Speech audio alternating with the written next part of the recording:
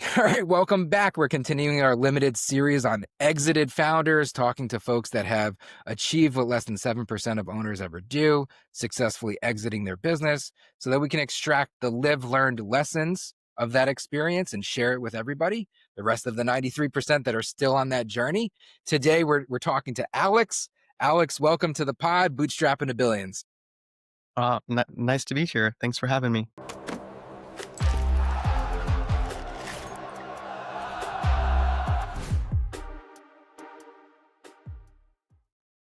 Excellent. So, Alex, you have a story that we're going to cover today. It's around Fin vs. Fin to read in the audience. Founded in 2019, exited in 2024. It was a 7-figure exit to a family office. It's a media company. It was a content company, but it was really a portfolio of properties. And we're going to be able to discuss about the type of business, where it came from, the story arc in terms of growing it, perhaps some hurdles and potentially some constraints on growth that then maybe triggered the exit and where we're going in terms of that approach. But ultimately, everything starts somewhere. Hopefully, getting into this episode, we can start right and then exit right. And the start is how did it get started? 2019, take us back, that moment in time, pre-COVID, realistically. What was going through the brain in terms of identification of opportunity? Yeah, it does. It feels like a million years ago, a couple of lifetimes ago, basically. But yeah, we at that time I was working in Silicon Valley. It was probably my third job out of college, and my background was in marketing. So I had some confidence about how to grow things online, both paid, organic. Had worked in early stage startups, and I always wanted to be an entrepreneur. So was always hungry to find something to work on. And at that time, somebody that I was working with, we were working at a fintech company together. We started to see some massive rounds, venture capital rounds, go to health and wellness companies like Hims and Hers and Roman and Keeps. And as folks who were working in a venture capital backed business at that time, we understood where those dollars went. They were going to go to office space and engineers, of course, but they were probably also going to go largely to the marketing department. And specifically, a good chunk would go to Meta, a good chunk would go to Google, and then another large chunk would go to this nebulous content bucket. And so when we saw $100 million Series A's going to these companies that nobody was talking about online that were going to sell prescription drugs, which is a fairly considered purchase, we thought, well, hey, there's an opportunity to educate the market about this. People are going to have questions before they buy them. Which one's better? How does it work? That kind of thing. So yeah, it just started out as, I like to say, it was just a dumb blog. Literally, a coworker and I were like, when he exited the company, we thought, like, how do we work together, stay in touch, maybe make some beer money on the weekends. We would like dream about, hey, like maybe we can make like $100 a week or something. Like, wouldn't that be insane? And I do remember that first $10 in affiliate income. So to take a step back, we started to create some websites and write content online, and our goal was to get some organic traffic and then refer that traffic, high intent traffic, to the brands and make an affiliate commission. And again, this is very side hustle, very like blog, like really, really Very low bootstrapper, stake, yeah. very bootstrap. Yeah, I think that's actually an important point to make, is that if you lower the stakes, it's easier to get started. And so if you think like, oh, I'm going to set out to get $1 billion business, that leads you to a lot of paralysis in your thinking and strategy. But if you're just like, I want to like make my goal is to make $100, a week or something like that, um, then you can kind of easily get started and check your ego at the door. But yeah. So anyway, got along that path, or had that light bulb moment that, hey, like this is going to be a space that's going to be evolving. If you start writing content there and you're one of the first to do so, you might have some good outcomes down the road. And so yeah, started to write some content there, started to get some traction with Google, and pretty soon we had enough traffic where I started to approach the brands and say, hey, I know I'm sending you some customers. We're not getting rewarded for that, but maybe if we partner, I could send you some more customers. And it took a long time in some cases to knock on those doors and get people to respond. But over time, you started like build the traffic, build the partnerships, build the traffic, build the partnerships, and then over time, kind of the revenue is climbing. And I started it as a side hustle. I still had a full-time job, as I mentioned, um, and just nights and weekends grinding it out, right? Like slam my laptop from my day job at 5 p.m., go for a walk, have dinner with my wife, open the thing back up at 7 p.m. and grind away until 2 a.m. And I did that for 2.5 years or so, even well beyond the point where the revenues made it hard to focus in my day job. I kind of always felt like, hey, is this thing real? Like it's been an amazing side hustle, but is it going to hold on? Um, uh, Maybe it could die tomorrow. It's kind of was my mentality every single day. But at some point, it was really hard to focus on my day job. I was way more excited about this thing I was building. It was sort of my dream to have my own company, and so I finally had it. It was bigger than what I was producing in my 9 to 5, and so I sort of waited. I was in a venture-backed company at that point, and I wanted to wait until I hit uh, my equity cliff so I could collect yet another lottery ticket that probably won't pan out. Um, but as soon as I hit that, like almost the day, I was like, "Sorry, I got to go. I have another thing I'm excited about." And then worked on it full time for another 2.5, 3 years, and then eventually exited, which we can get into. Yeah, so many things, so many very cool things in terms of a story. All right, we're going to take a quick break from today's episode for a shout out of our sponsor, Gelt. We've been working with sponsors that we know, we like, and we trust, and Gelt is one of them. We've had Tal on the podcast in the past, and the Gelt teams joined us for a world-class boot camp webinar on year-end tax end savings, where we learned that a lot of founders think taxes are just the cost of your own business, but if they're done right, they can actually drive growth. And that's exactly why I like Gelt. Their expert CPAs, supported by in-house AI tools, keep everything accurate, organized, and tax efficient so that every dollar you earn works even harder for you. I know that there's a handful of case studies on their site. You should check them out. One of them highlights a tech executive who was maxing everything out. She thought she was doing everything right. Her name was Laura. But once she got connected with the Gelt team, they helped her go even further and optimized her stock portfolio, mortgage deductions, real estate tax planning, and charitable strategy. In the end, she ended up saving well over $30,000 in annual taxes. Gelt is offering our community 10% off your first year. Just mention Bootstrapper on your complimentary free one-on-one session with one of their CPAs, and you'll get that 10%. In order to do so, head over to joingelt.com. Again, that's joingelt.com. Mention Bootstrapper, get 10% off. Now back to today's episode. Very first thing is identification of opportunity, because you had a very real way of identifying. You saw these large rounds taking place. So you're over in Silicon Valley living in this world, and you're seeing a lot of capital going into very specific types of businesses. And you're like, that capital is going to get allocated to certain budgets and line items. And one of them is going to be this miscellaneous content budget in terms of acquisition of customers, which is an important thing. You need people to pay you. So you were like, let me just take a simple bet and create content. And you created a content essentially to capture the eyeballs of folks that would be the potential customers. You were sending traffic to those brands, essentially, potentially for free or affiliate basis at first. And then once you saw performance taking place, you then went and you positioned a pitch to them. But I wanted to go deeper into how you matured that relationship from an affiliate basis to the mature revenue side of the business. And potentially if there's anything that we could extract in terms of value, because there's a lot of, I'm sure, bootstrappers listening in audience right now where this may be something that they're currently doing. This is a very common way of folks getting started, and everything starts somewhere. Now, you were in your 9 to 5, and you were quite literally doing this on the side hustle, bootstrapping in a very successful manner. And then you had your moment in time of when you were going to go exit one. Exit one is exit your day job, make your business your job. And for you, that trigger event wasn't necessarily let me replace my day job comp. It was let me vest in the day job and then do the rest. So you vested and then you rested with the rest of what you've already built. Can we get into this concept of developing the revenue stream? So I think it's brilliant in terms of the inception of identification of opportunities. So you identified a problem, you followed the money, and you created a solution for these folks that had the money. A great way to build a business.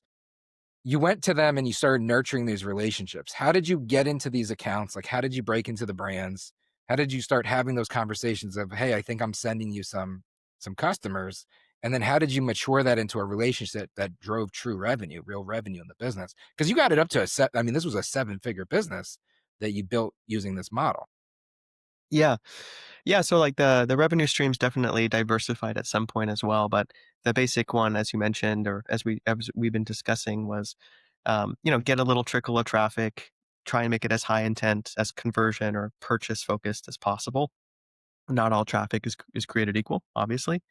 Um, but once you're pretty certain that you have some high intent traffic, you have a lot of confidence to go to a brand or say that brand's affiliate manager or even just the anonymous affiliate platform that they're on. And you sort of see their logo, and there's actually not even a person that you're talking to. It's just like you see them. They have an affiliate program. They're on a platform that you're already plugged into. Um, Apply to the program. Oftentimes there'll be, radio silence or crickets at that point. Um, and so you might want to try something a little more direct. You might want to reach out on LinkedIn or their contact form on their website, and then just don't take no for an answer. If you're sure that you're driving value and that there's more value you can drive, just don't take the brush off or don't take the silence as a no. Force the person to tell you no and force them to tell you no, not right now. Very specific things. So I've even gotten lots of no's from brands, and then you sort of wait a while and you keep checking in, and maybe that head of marketing or whatever turns over, and there's a new person, and you have an opportunity to collaborate. So yeah, Is that I where you think found the most revenue to be, was in the affiliate relationship and the performance-based relationship? Did you have brand buys as well? Would they come in and just take up inventory for you? Or can you give so us a yeah, yeah. in the very beginning, right, it's kind of chicken or the egg. Like, do you go out and get brands and like court them and try and get them try and get partnerships to create content for them? Or in my case, I just created the content, got the traffic, and then leveraged that for the partnerships. But once you have a partner and you start to drive some performance for them, you start to drive them customers or leads, whatever it is that they're interested in, then you have credibility and you can say, hey, like, let's partner even more closely. Maybe I can run a paid media campaign for you. Maybe I can not just rely on organic traffic, but we can target similar keywords or similar activity using paid media. So at some point, the business evolved beyond just relying on SEO and just relying on organic traffic to arbitraging paid media as well. And that became a big side of the business. And then also over time, as you're starting to drive a lot of traffic and a lot of performance to one company, if it's a very competitive space, then their competitors notice and they're like, "Hey, I'd like a little action there. Like, how did that person get to be number one on your site, or how are you partnering with them? Is there an opportunity for me to partner with you?" And so that competitive dynamic is really lucrative or really beneficial for an affiliate or for a content creator in that space. So then folks might say, "Hey, yeah, like I'll pay you to be on your site," or "I'd like to be part of your newsletter," or um, there's a motion called social whitelisting. So maybe I'd like to sort of put ad dollars behind your social handle and have your social handle promote your content to the world, so it appears like it's coming from a credible third party, but in reality, it's somewhat controlled by the brand. So there's lots of different motions and partnership models, but just to grease the wheels, right? You can sort of crawl before you walk, before you run, sort of idea. And so there are cases where I had, say, three of the main players in a 5-person race, and I still be knocking on that fourth player's door. Like, hey, I'm pretty sure I can drive you some traffic. I'm driving traffic and leads and customers to all of your competitors. Would you like a piece of this pie? Um, and it would take sometimes like a year plus to get people to respond. So it's persistence is key in partnerships. But I also think the concept of sort of proving your value and then expanding, getting a wedge into that customer and then expanding the pie um, after that initial trust has been built. And now for you, this was a 5-year journey, right? So we started 2019, we exited 2024. The first couple of years, like you had referenced, you were in the day job, you were vesting in it, right? And then you exited, and this was the full-time focus. What changed? What was the experience between having the 9 to 5 and doing this on the side versus this then became the full-time focus for again another 2 or 3 years after. What was like that? What was that moment in time like for you? And what was the realizations of changes? Yeah, I think it's really different being your own boss versus being an employee. But I had been used to being my own boss more or less. I mean, like the amount of willpower and sort of self-discipline and drive to work every night from 7 p.m. to 2 a.m. is more or less like being your own boss. Then I was, you know, don't tell my old boss, but I was like phoning it in, so to speak, in my day job to a great degree as well, right? So that transition happened over time. It wasn't like, the minute I went full time, like all of a sudden I'm like, oh, crap, what does it mean to be an entrepreneur? Um, and like I said, I was like kind of pinching myself this whole time while I was side hustling. I was like, is it real? Is it going to hang on? Like, is affiliate a real business? It sounds like this newfangled thing that I've happened to discover, but I guess other people have made a career of this. Like, could it go forever? How big could it go? You just don't know. You have a lot of self doubt, but I think there's a huge mentality shift in being an employee, which is essentially that mentality shift is like, how do I do as little as possible to get ahead? Whereas once you become your full-time boss or you become an entrepreneur, it's not really about like doing as little as possible to get ahead. It's more like ruthless prioritization. Like there's an infinite number of things I can do to drive my business forward. Which one am I focusing on today? And which ones am I actively deprioritizing because there's just not enough minutes in the day? Strategy equals focus for sure. Yeah. Ruthless prioritization is such a great way to capture that. From a experience perspective, though, I mean, you've just listed out a ton of things that are fairly technical, and oftentimes require a level of expertise and perspective. Change your perspective, change your approach. Did you pick this stuff up from the day job? Like, where did you learn? How did you learn how to do what it is that you did in terms of the business for success? Yeah, I guess, I should say that my first few jobs out of college were in really early stage companies. So I always knew I wanted to be an entrepreneur. I just didn't have the chutzpah or the cojones to jump off the cliff and assemble the airplane on the way down the way a lot of, venture backed folks do. Um, but in working with early stage venture backed entrepreneurs, like I could see how they lived their life, right? They made a lot of sacrifices every single day. They were okay with having fires burning all around them all the time. They were actively saying, "I'm not going to address that fire. I'm addressing this fire right here." Um, and that kind of like just relentlessness, that kind of like radical ownership. It's never anybody else's fault. The buck stops with me. It's if something is broken, it is my fault. Somebody may be failing me somewhere at some point, but it is not their fault. It is my fault for allowing them to fail. And that kind of like, again, like radical ownership is how I think you have to. I don't say I wouldn't want to put everybody in the same box, but it's the only way I know how to be an entrepreneur. I'll put it that way.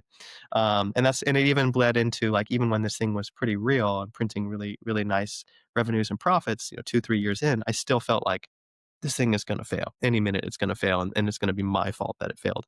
So I think kind of like it's a harsh reality. It's not a comfortable reality, but forcing myself to put myself in those shoes and within that headspace is ultimately where I think how I was able to drive growth. I think it's easy to sit back and say like, ah, yeah, it's going well. It's going to continue to go well. But that is just not how you grow the. Definitely something that we could relate to here. It's all about, extreme ownership for sure, and building an ownable business. In your business, how are the margins? So if you were to break down that content model, and you were to break down, you have revenue coming in from sponsors and partners, and you have it coming in from affiliates, but then there's a factor of production to be able to achieve that. What is the model? Like, if you were to break it down for folks listening, they're like, hey, maybe this is something that I could do. Like, I have a day job, and it worked for Alex. Like, maybe I try this.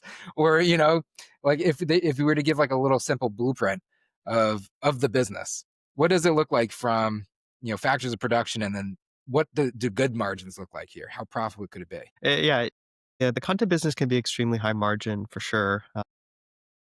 The economics have changed over time, and we can get into it. It's part of the reason why I'm happy to not necessarily be in this business anymore. Yeah, essentially at that time, there were sort of two methods. There was organic traffic. So you always have to create the content, and that's where your cost is. So at that time, there wasn't really robust AI. It's gotten a lot cheaper now to create content, but always to create quality content, you still need, I would argue, human intervention to some degree. And so like getting quality people for low cost who work hard and can sort of iterate and improve over time. That's true for any business. But in the content business, there would be sort of a cost per piece, cost per article, per video, per all that. That was So a you cost looked center. at it as a cost per content, cost per piece. You didn't necessarily look at it from a cost per eyeball perspective. Because isn't your inventory isn't what you're selling essentially the eyeballs, the audience? So yeah, the cost per piece is just one part of it, but then there's other kind of costs. There's like you might have to spend some money on backlinks or to get your content out there into the world and maintain your SEO status. There was different costs around social media. So like even if you create the piece, then you have to like promote it across social media. There was different costs, kind of like what I'd say just cost of doing business, but you could boil that down to what does it cost to get a piece of content out into the world, and then what is my expected value, like how much money can I expect to create from each, and that generally boils down to kind of an earnings per click. So that's sort of the core metric there. It's like if you know what you expect to make per eyeball or per click, then you can start to expand how you leverage that content specifically with paid media. You can say, well, how much am I willing to pay to get a click? And as long as that how much you pay is less than how much you expect to earn, and those assumptions hold over time, then you can really step on the gas with paid media in a way Find the that you're not. arbitrage. So Yeah. earnings per click is essentially the ability to link to a sponsor that generates revenue in a piece of content. So essentially how you drove revenue from the partners that you had. And you were looking at each partner, you were understanding, what that revenue would ultimately be, what the conversions would be if you were placed at certain places. And that became essentially the basis of a unit economic of content. And by understanding that top line, you then just had to solve for the bottom line of how do I get more? And the thing in the middle became profit essentially. And that was your arbitrage. How did you get more? What were the drivers? So like how would you acquire more traffic? If that's essentially the driver towards more revenue. Yeah. Yeah. So in our space, a lot of our traffic was driven off of brand name SEO. So like this brand versus that brand, or this brand review, that kind of thing. And so there was kind of a couple elements to it. One, if you could find a small brand that just got a lot of venture funding, well, you could bet that like they were going to make a splash in their market. They were that small little query volume for their brand was likely to grow and expand over time, right? Because they're going to spend the money. They just took 20, 30, $40 million venture capital. Like, what do you think they're going to do with the money? Not get their name out into the market. So if you could be one of the first people in the world to to sort of stake a flag in the SEO landscape for that brand name and start talking about that brand name and why is it good, why is it bad, who is it for, basically, then you could win more organic traffic and then ride the the the tailwinds of that brand growing over time. You could also ride the tailwinds of that brand being really competitive with its other brands, and wanting to like pay you more money to be at the top. That kind of competitive dynamic was another nice growth lever. And then sort of the paid arm, as I mentioned. So that just getting more traffic by, say, creating more content, partnering with more brands, creating more content around those brands that you partnered with, but then also saying, hey, brands, we've created all this content for you and it's driving a lot of organic traffic. Would you like to leverage it with paid media as well on Google and Meta? That's like another function. And then another one would be like, okay, great. Well, we don't just have a website; we also have a newsletter. And sort of different, I'd say, like surface areas for content as well. You could expand the surface areas, because at the end of the day, all these partners who you're driving customers and leads to, their number one question is, how do we get more? So you just have to find new areas, new products that can expose them to new customers. I love this because it's a very intentional conversation. You can see that you've mastered it. And inclusive in this, it's great in terms of the business you were in, but it also is applicable across the board. It's just a different perspective and a different way for business owners to think, because what you're essentially doing is building out this business. So we have earnings per click, right? That's the ability to drive revenue. That's tied to the content, which we then need to get eyeballs. In order to get eyeballs, we need more. You identified the fact that, again, brands that ultimately become customers of yours or sponsors of yours, they're raising capital. You're paying attention to the ones who's raising capital. You know that allocation of budget's going to be there. They're going to get attention in the market.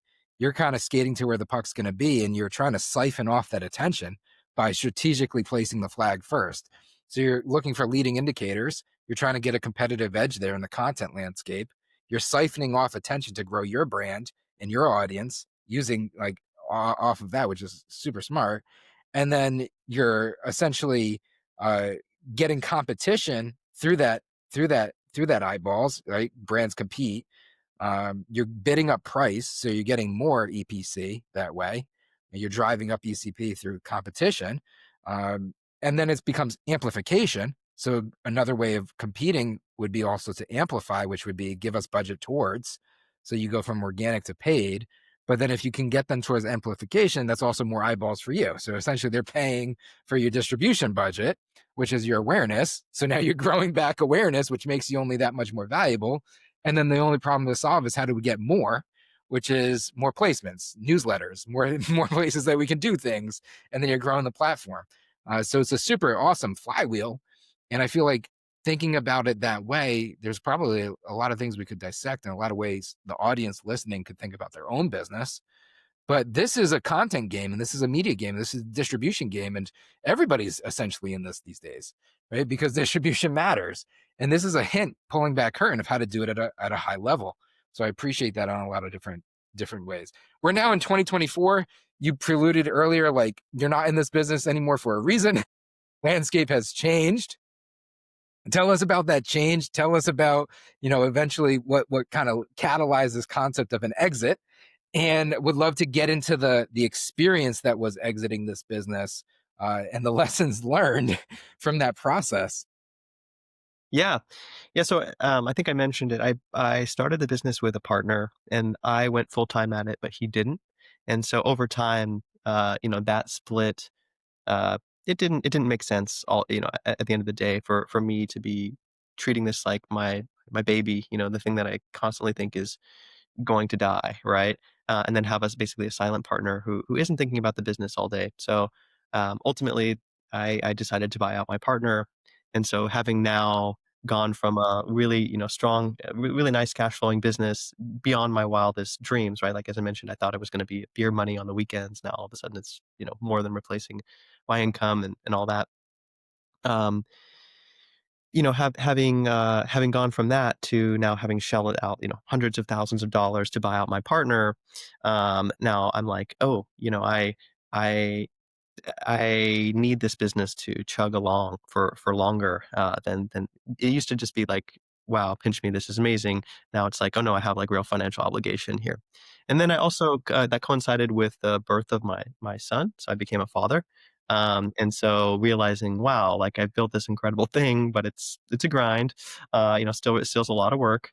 Um, at least that's how I treated it. And all my net worth is tied up in the or like a good amount of my net worth is tied up in this business. And Aside from that equity that you, you got vested. right, well, except for these lottery tickets that are never going to pan out, that I can't bank on. Um, there's yeah, it just felt like, wow, okay, I've been doing this for 4 or 5 years now. I'm going to be a father. I have might want to take some chips off the table. I have bought out my business partner, so I've sort of sacrificed both time and money into this business, and then also at the same time, I could see AI coming, advancing very rapidly, and I could sort of envision. I started to envision what the next 5 years might look like for information gathering and transfer. It Yeah, wasn't just AI; it's also TikTok. There's a lot of forces kind of all at once, right? the I model's could see how. constantly changing. The media Yeah, landscape itself is hyper competitive because like exactly. the friction to be the moat to be able to get in is limited. Anybody can do it, essentially. Not everybody can Totally. do it well, and not everybody can do what you did, but the barriers of entry are very low, so the competition's extremely high. It's hyper competitive, and it's constantly shifting. It's ever changing. And you felt that stress, you felt that pressure, and you had that additional burden of having to clear out your partner. How did you structure that? So was that like did you just did you buy out your partner with cash? Did you do like an earnout structure from proceeds of the business in the future, or how did you approach that? Because that's talk about audience listening. I am sure there's folks listening right now that are talking about that or they're thinking it through. Yeah, it's a really interesting point. Everyone around me, like all my family and friends, they were like, "You should buy out your partner," and I was like, "That's crazy. Why would I do that? You know, he's been good to me." Um, and they're like, "But you do all the work, and he just collects a check, and your business is pretty big now. Like, that doesn't seem right." So it took me a long time to like wrap my head around that concept and even come up with that solution that the buyout was the right one. And so when I finally, shook the tree and kind of had that conversation with him, the buyout wasn't the immediate first step. I was like, okay, we explored a lot of different options, but ultimately buyout is kind of like the clean way to do it because it allows you to go your separate ways. And What else so did you explore though? That's interesting. What other things did you explore? it's been a million years, but we Yeah, no, I we know. And I don't want to put yeah. It was, things like, how about kind of like I incentivize him. He had a background in M&A. So I said, "How about I incentivize you to sell the company? And if this is, you don't have to work in it day to day, but how about you can So either potential buy out your inception of partner." exit took place there, yeah. Yeah, like we either sell together, Mm, or I buy you out or you buy me out. So mhm. you buying me out doesn't make a lot of sense because you don't run the business. Me buying you out sounds painful. So how about we Yeah. explore this other option where we sell the business and you have M&A experience, from a previous life. Like that was how he started his career. So the structure was in retrospect, it didn't make a lot of sense, but something like, hey, if you sell it in 1 year, you get for an X amount, you get, this amount. And then as time goes on, you get less and less and less. Probably wasn't the right incentive Yeah, set. you're just trying to solve problems at the time and create conversation, and ultimately, that conversation led towards buying out, and how did you approach that? Did you take on debt to do it? Did you just use savings? Did you clear them out, clean off the cap? Did you structure Yeah. it from the cap table itself, from the Yeah, balance yeah, sheet? good question. So I gave him a nice down payment, or like a nice chunk of change on day one, and then we structured it as sort of a not an earnout, just a seller note, you could An say, obligation on the for business. yeah, it wasn't contingent on performance, which was scary for me at the time. Again, thinking this thing was going to die every day. I was like, wow, I'm signing up for essentially a mortgage or more, depending on where you live. And it's if this thing dies tomorrow, I'm screwed. So, but that was the structure. It was like a nice chunk now, and then in a year, a nice chunk, and then every 6 months thereafter, kind of a nice chunk until I paid him off. So I paid him off in 2 years or 2.5 years. And then that's kind of the point. I ran it for one more year after that. And then that was kind of the point when I was like, oh, okay, I've paid him off.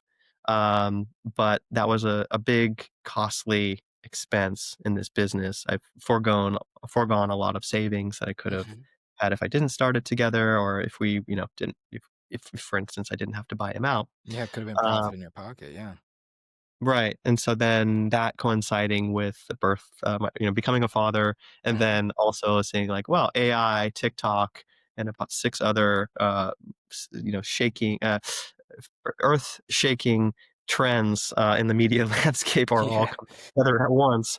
Like, so I guess all of this was to say that the main thought in my head at that time was I love building businesses. I love, being super all in, but I want it to be on a solid foundation. It's something where I was sure that if I put the pillar down, I could build on top of it.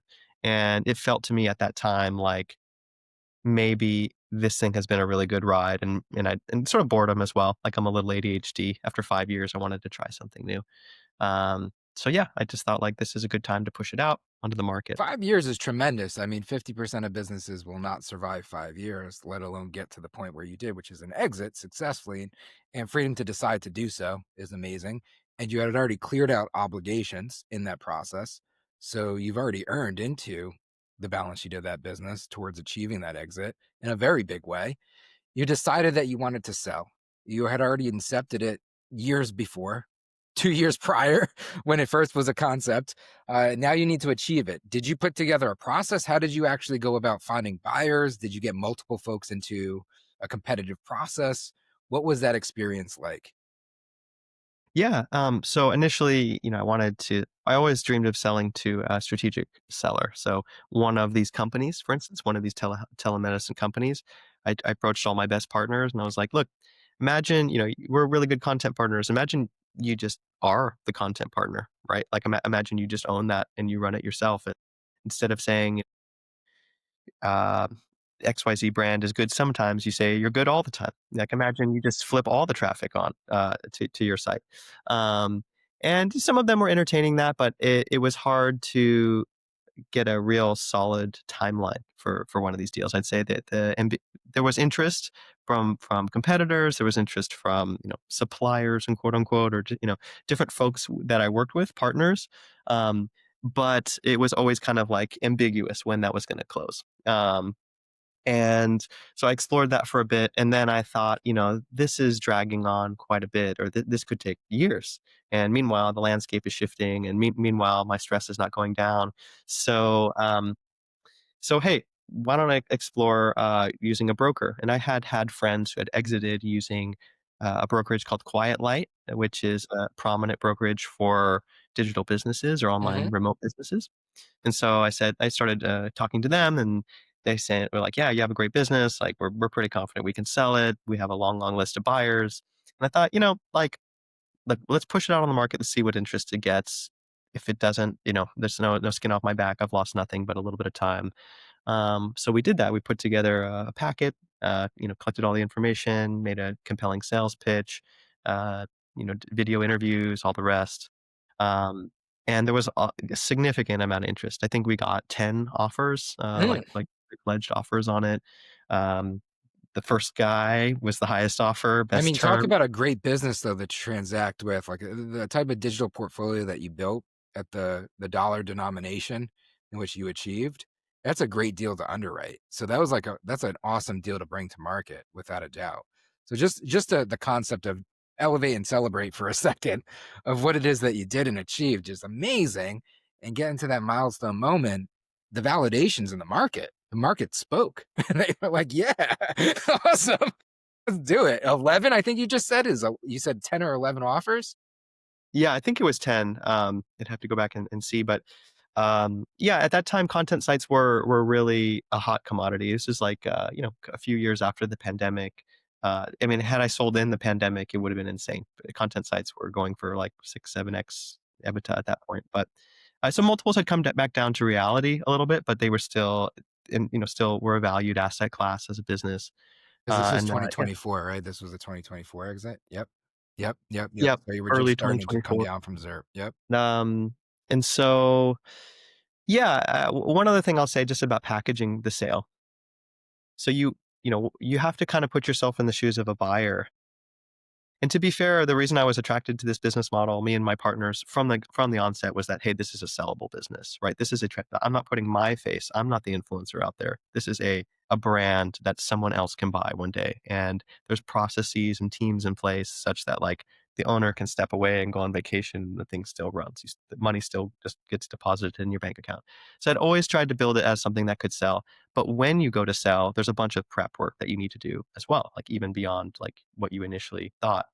So, for instance, thinking about how to diversify your revenue streams as much as possible. So, if you're showing concentration or a lack of diversity in your revenue, that's just a lower quality earnings business than if you had diversity and less concentration. And so kind of like figuring out, well in advance of your sale, 6 months or a year, like, okay, well, what are some things I can do? Well, what costs can I cut? Because every dollar in profit that you can show is, between 3 and 5x in your pocket when you sell.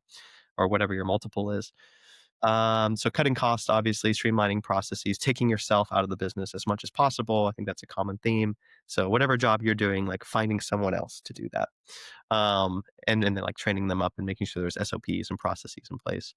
Um, Another one is diversity. So as I mentioned, like really in my case, trying to get paid revenue, paid earnings to be just as high as organic, such that like if anyone was worried about organic, you could always say there was paid. Hmm. And if anyone was worried about traffic being all on one site, well, guess what? We have a portfolio of sites. So like you think just one of the sites, well, guess what? We have six. And oh, maybe there's concentration in terms of the customers that you serve. Well, actually, we serve hundreds, and some of them are RX telemedicine, some of them are supplements companies, some of them are pet wellness, some of them are financial wellness. So it's like you name your sector, whichever one you think is going to have a recession, there's ways to turn. There's a mix of affiliate revenue, so performance based, as well as sponsorship revenue, as well as kind of like this paid media arbitrage, which I guess is performance, but is a different kind of performance. So it's like basically trying to tell this story of high quality earnings, diverse earnings, teams in place, uh, owner doesn't have to do much. That is the holy grail of what somebody wants to buy. And so preparing your business in anticipation of your sale, you can have a much better outcome. Love that, and definitively want to echo everything that was just said for folks listening in the audience. All of the things that drive a truly ownable business, transforming from a job into an asset that somebody else would want to purchase.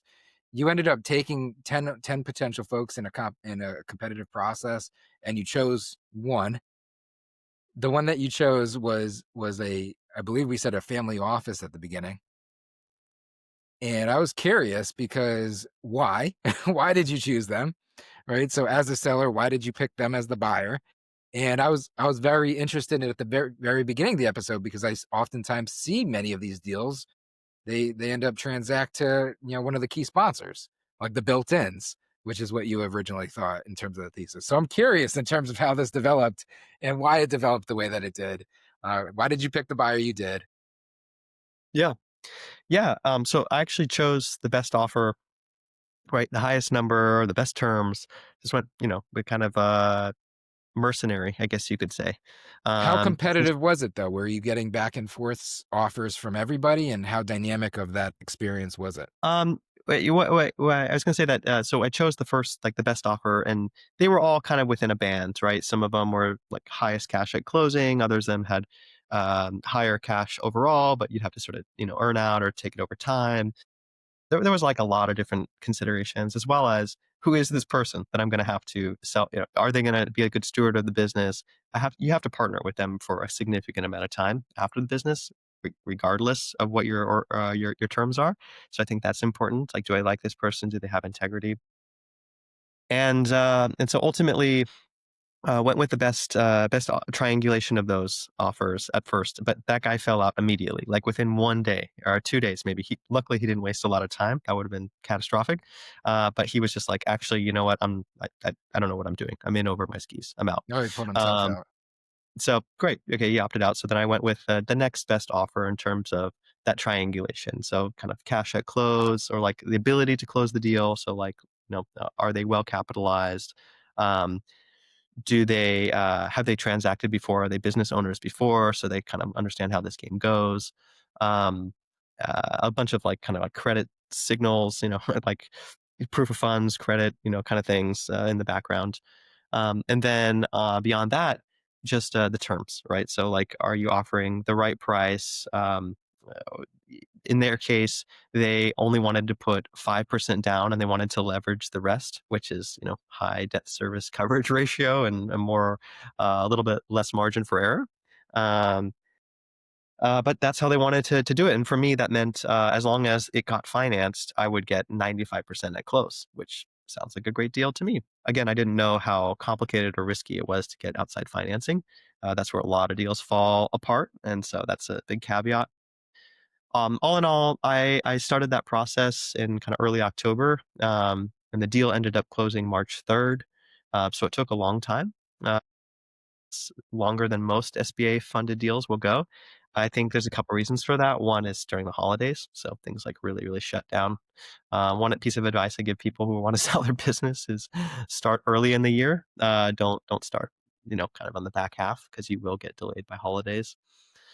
Um, and then if your business is SBA-able, if your business can be funded by the SBA, which means you need 3 years of tax returns, it needs to be, you know, of a, it needs to be transferable to, maybe to use your language. Um, there's certain elements, but 3 years of tax returns is an important one. Um, then you open yourself up to a lot more buyers, right? If you're expecting someone to come to the table with full cash at closing, that's like a very limited pool of buyers. I mean, Mhm. even this like well capitalized family office still wanted to use debt to finance my deal. Yeah, we'll So get that leverage. Absolutely. Yep. my point is just like preparing your business for it to be underwritable Mhm. is important, right? Yeah, Allowing. capital ready. A fundable business is a business that is also a capital ready business is an exit ready business. And you need to be capital ready oftentimes to be able to expand that pool of buyers. Most businesses that list will not end up transacting. And it's typically to your point there that the deal falls apart. And oftentimes it's few folks learning or knowing how to work through a process, especially a competitive process like that. Ten folks is awesome, right? Many folks only have one or two. Many folks only have one and deals fall apart. And a capital ready business is oftentimes a transferable asset that can be integrated, which is the other part where a lot of deals end up falling apart on the buy side, where you're taking on a liability that is risk, much like the liability you took on when you bought out your partner and you needed to make sure that that thing stayed going, chugging along, so that you could clear out that obligation that you had. So yeah, tremendous journey, tremendous story. It was a 5-year journey that took you from this inception of an idea by identifying an opportunity in market of, hey, folks are raising money, they need to put it someplace. Let me be the place where they put it, and then building an entire business around that over the course of 5 years, traversing the journeys of being in a day job and then exiting your job, making the business your job, to buying out your partner and taking on the obligations of liability, to having a kiddo and even more responsibility and triggering, let's actually get exit ready, and then going through the process and working with a broker to be able to get a competitive process going, navigating through 10 different potential buyers to ultimately the one that did transact after knocking a couple out that weren't necessarily qualified, to then post exit. And today, post exit, what has that journey been like? It's been roughly a year since you've been able to transact. In 6 months, it may have felt long, but that's about right in terms of the period of time that you had to navigate and traverse. It's been double that roughly since the exits happened. Where have you been since? What's the post exit life? Yeah, yeah, yeah. So it's a really exciting moment when, the money hits. You're like, is it going to be yanked away? Maybe you go out for a nice, I went out for a nice dinner, the most expensive meal I've ever been at, or, been part of, been privy to. And it was fun. It was a fun moment to have with my family. Um, and just a lot of pride. It's like you build this thing, and you're able to transfer it, and that's amazing. And then you still had, like, in my case, 6 months of transition, so not every single day, working in the business. But I will say, like, there's a huge let off of stress. It's like this baby is no longer mine anymore. I care about it. I care about the people who bought it.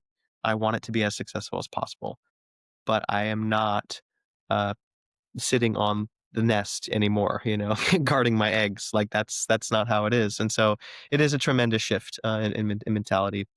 And then, after the transition period, after, you're fully, like, you wipe your hands clean and you're fully, through with all your obligations, um, there is a bit of a existential, not crisis, but you start to question what is your role anymore, because you've been I was so heads down in the trenches for so long. It was an opportunity to pick my head up and, sort of see, like, what else is out there. What are other people doing?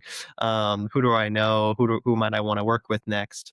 That kind of thing. So I took on some consulting projects. I worked at Snapchat, actually, for a while, and help them out with SEO and kind of, organic growth.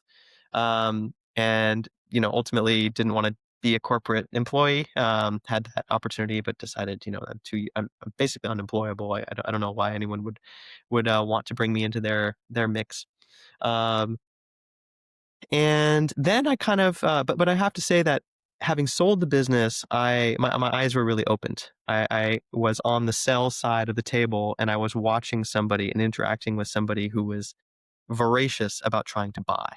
Mm. And that's not something I had ever seen before. In fact, I had always questioned, why would you ever buy a business? Like, that sounds kind of absurd. It sounds risky and like a mess. And why wouldn't you kind of want to construct the house by yourself, the way you want it to be built? But having seen these, sophisticated investors and then sophisticated operators be so hungry to buy my business and watch them put 5% down to acquire $1 million cash flow was like, wow, I know how hard it is to build 0 to 1.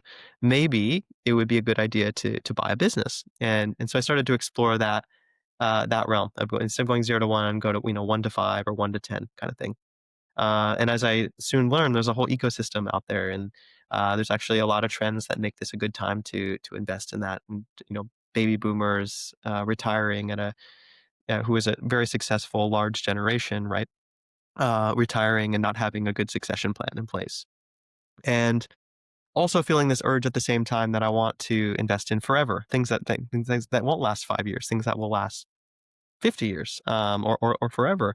And so all those ideas combined into what I'm focused on now, which is acquiring small, cash flowing, but very, very durable businesses that are much more boring than, say, like a media um, affiliate portfolio or a digital media business, but are likely to be here forever and are solving somebody's problem. Otherwise, somebody wouldn't pay for them. So that's what I've been focused on ever since is small business acquisition, and trying to identify things that have been here forever and that are likely to be here forever, rather than thinking about like what's coming tomorrow in terms of AI or any of these kind of massive technological disruptions. Love it. Absolutely love it. And very close to home for us, and perhaps maybe even a good conversation for another episode. That every ending has the potential for a very new beginning, and it would be phenomenal to have you back on and talk about the deal in which you're currently looking at. Because pre-show we talked about it a little bit, and it sounds like a very interesting deal. And I think that there's probably a very in-depth conversation that we could we could get into there. But in terms of today, this has been an absolutely phenomenally valuable journey to learn your story and have the audience be able to share in the lived learned lessons of it. And we've extracted quite a bit of value in terms of experience, as well as things to pay attention to and things to potentially avoid, but also things to lean into at the same time. In terms of the audience listening, if they were to show their gratitude, those listening are definitely the Glengarrys at this point. So if they were to show their gratitude with a little bit of goodwill, anything that you could ask of them at this stage, what would it be? Goodwill towards me. Yeah.